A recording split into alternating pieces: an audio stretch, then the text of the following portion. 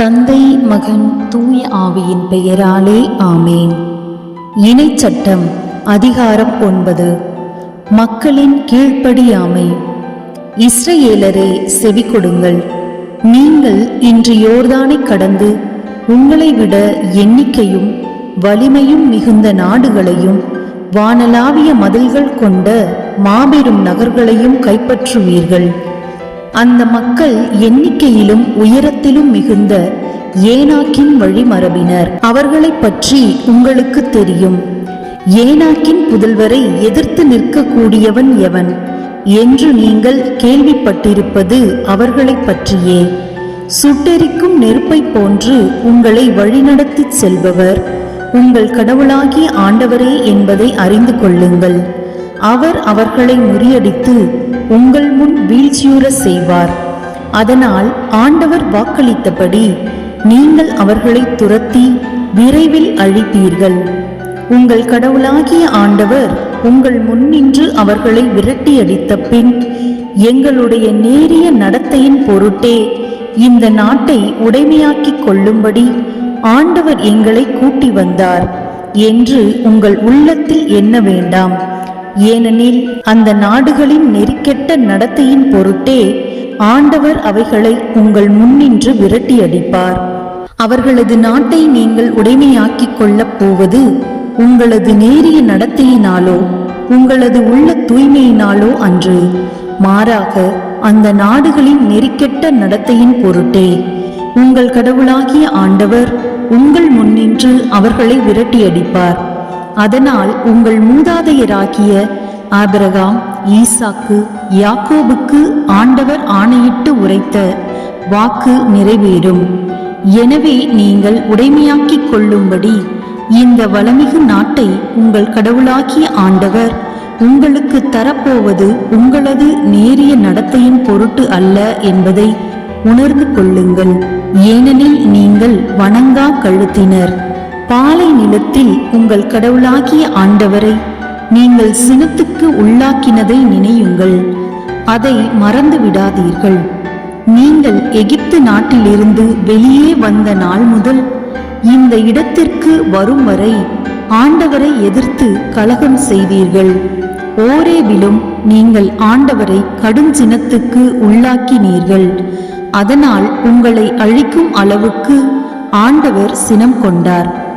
ஆண்டவர் உங்களோடு செய்து கொண்ட உடன்படிக்கை பலகைகளாகிய கற்பலகைகளை பெற்று கொள்ளும்படி நான் மலையில் ஏறின போது 40 பகலும் 40 இரவும் தங்கியிருந்தேன்.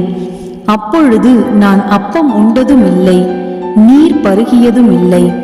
கடவுளின் விரலால் எழுதப்பட்டிருந்த 2 கற்பலகைகளை ஆண்டவர் என்னிடம் தந்தார்.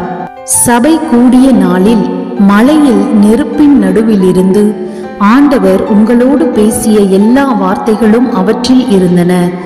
40 பகலும் 40 இரவும் கழிந்த பின் உடன்படிக்கை பலகைகளான 2 கற்பலகைகளை ஆண்டவர் என்னிடம் தந்தார். அப்பொழுது ஆண்டவர் என்னிடம், எழுந்து இங்கிருந்து விரைந்து இறங்கி செல். ஏனெனில் நீ எகிப்திலிருந்து அழைத்து வந்த உன் மக்கள் சீரழிந்து விட்டனர். நான் அவர்களுக்கு கட்டளையிட்டிருந்த வழியில் இருந்து விரைவில் விலகிவிட்டனர். வார்ப்பு சிலை ஒன்றை அவர்களுக்கென செய்து கொண்டனர் என்றார். மேலும் அவர் என்னிடம், நானும் இந்த மக்களை பார்த்து கொண்டேதான் வருகிறேன். இவர்கள் வணங்கா கழுத்துள்ள மக்கள். என்னை விட்டுவிடு, நான் அவர்களை அழிப்பேன். மண்ணினின்று அவர்கள் பெயர் இல்லாது ஒழிப்பேன். பிறகு அவர்களை விட வலிமையிலும் எண்ணிக்கையிலும் மிகுதியான மக்களினமாக உன்னை ஆக்குவேன் என்றார். பின்னர் நான் திரும்பி மலையிலிருந்து இறங்கினேன். மலை தீப்பற்றி எரிந்து கொண்டிருந்தது. உடன்படிக்கையின் 2 பலகைகளும் என் 2 கைகளிலும் இருந்தன. நான் பார்த்த பொழுது நீங்கள் உங்கள் கடவுளாகிய ஆண்டவருக்கு எதிராக பாவம் செய்து கொண்டிருந்தீர்கள். உங்களுக்கென வார்ப்பு கன்று குட்டியை செய்து ஆண்டவர் உங்களுக்கு கட்டளையிட்டிருந்த வழியிலிருந்து விரைவில் விலகி இருந்தீர்கள். அப்பொழுது நான் 2 பலகைகளையும் தூக்கி என் 2 கைகளிலும் இருந்து வீசி எறிந்து உங்கள் கண்களுக்கு முன்னே உடைத்தேன். பிறகு ஆண்டவர் சினம் கொள்ளுமாறு நீங்கள் அவர் முன்னிலையில் தீச்செயல் செய்து புரிந்த பாவம் அனைத்துக்காகவும் 40 பகலும் 40 இரவும் நான் ஆண்டவர் முன் தாழ்ந்து பணிந்து கிடந்தேன். முன்பு போலவே நான் அப்பம் உண்ணவும் இல்லை, நீர் பருகவும் இல்லை. உங்களை அழிக்கும்படி ஆண்டவர் உங்கள் மேல் கொண்டிருந்த சினத்தையும் கோபக்கனலையும் கண்டு நான் அஞ்சினேன். ஆனால் ஆண்டவர் மீண்டும் ஒருமுறை என் மன்றாட்டை கேட்டார். ஆரோன் மீதும் ஆண்டவர் கடும் சினம் கொண்டு அவனை அழிக்க எண்ணி இருந்தார். நான் ஆரோனுக்காகவும் மன்றாடினேன்.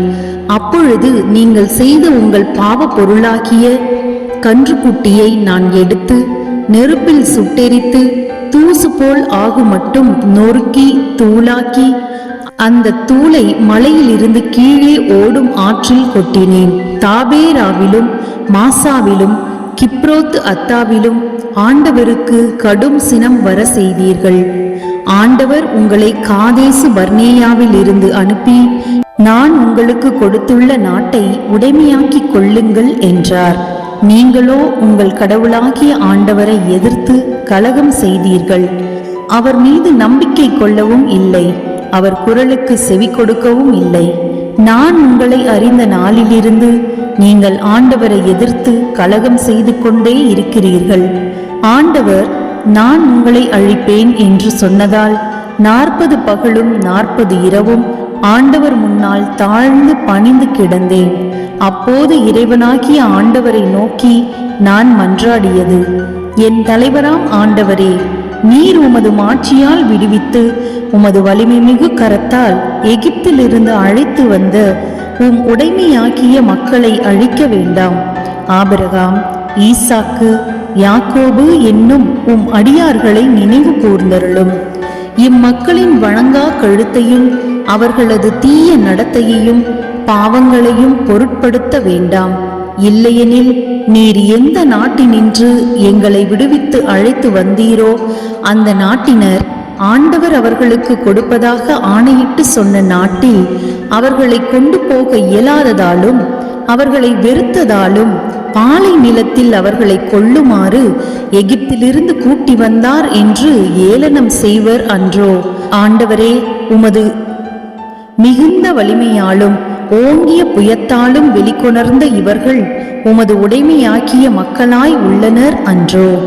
இது ஆண்டவரின் அருள்வாக்கு. இறைவா, உமக்கு நன்றி. அன்புக்குரியவர்களே, யாவை இறைவன் என்ற நம்முடைய சேனலுக்கு உங்களை வரவேற்கிறேன். ஆண்டவருடைய வார்த்தைகளை அனுதினமும் வாசியுங்கள், விவிலியத்தை எடுத்து வாசியுங்கள். வாசிக்க நேரம் இல்லாதவர்கள் நம்முடைய யாவை இறைவன் என்ற சேனலை சப்ஸ்கிரைப் செய்து பிளேலிஸ்ட் பக்கத்திற்கு சென்று தொடக்க நூல் முதல் அனைத்து அதிகாரங்களையும் கேளுங்கள். ஆண்டவருடைய வார்த்தைகளை அறியாமல் இருப்பது மிகப்பெரிய பாவம். நாம் ஆண்டவரை பற்றி, அவருடைய அருஞ்செயல்களை பற்றி எல்லாவற்றையும் தெரிந்திருக்க வேண்டும். இஸ்ரேல் மக்கள் ஆண்டவர் செய்த அரும் அடையாளங்களையும் செயல்களையும் மறந்து போனதால் மோசே அவர்களுக்கு மறுபடியும் அனைத்தையும் நினைவுபடுத்துகிறார். ஆண்டவரை மறந்து ஆண்டவருக்கு எதிராக கலகம் செய்யாதீர்கள் என்று கூறுகிறார். நாமும் இந்த காலத்தில் ஆண்டவரை மறந்து வாழ்கிற அந்த வாழ்க்கையை விடுத்து நாம் எப்பொழுதும் ஆண்டவருக்கு உகந்த வாழ்க்கையை வாழ்வோம். மனிதருக்கேற்ற வாழ்க்கையை வாழ்வது வீண். மனிதர்கள் நிலையற்றவர்கள், ஆண்டவர் ஒருவரே நிலையானவர். நமது உடல் அழிந்து போகுமானால் ஆண்டவர் நமக்கு கொடுத்த ஆன்மா அவர் முன்னிலையில் சென்று நிற்கும் போது நாம் அவருக்கு கணக்கு கொடுக்க வேண்டும். அதனால் நம் உள்ளத்தில் ஆண்டவருக்கு உகந்த வாழ்க்கை வாழ முயற்சியாவது செய்வோம். ஆண்டவர் உங்களை நீண்ட ஆயுளினாலும் நிறைவான செல்வத்தினாலும் குறைவில்லாத மகிழ்ச்சியினாலும் நிரப்பி ஆசீர்வதித்து வழி நடத்துவாராக. ஆமீன்.